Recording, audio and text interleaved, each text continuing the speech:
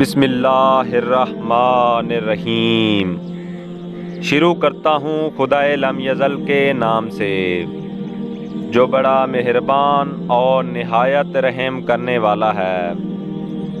حضرت سوید بن عمرو کا شمار اصحاب امام حسین علیہ السلام میں ہوتا ہے۔ آپ کا پورا نام سوید بن عمرو بن ابی المطاخشعمی ہے۔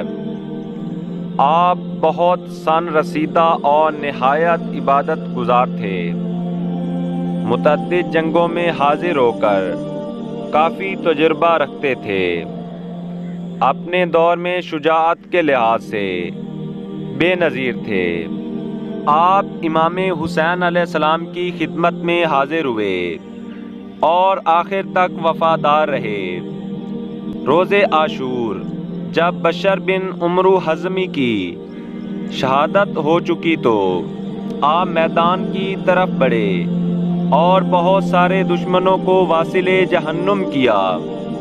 آخر کار زخموں کی تاب نہ لاتے ہوئے آپ بے ہوش ہو کر گر پڑے۔ لوگوں نے ان کو مقتول سمجھ کر چھوڑ دیا تھا۔ جب امام حسین علیہ السلام کے قتل کی آوازیں بلند ہوئیں تو آپ نے ہوش سنبھالا، لیکن دشمن چونکہ آپ کی تلوار لے چکے تھے۔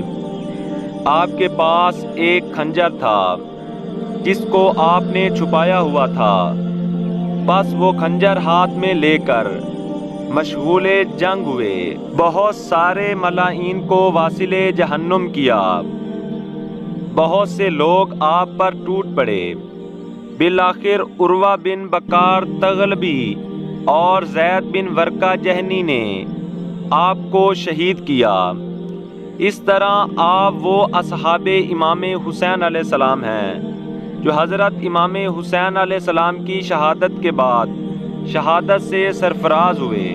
زیارت رجبیہ میں آپ پر سلام وارد ہوا ہے۔ اللہم صلی علی محمد و آل محمد وعجل فرجہم۔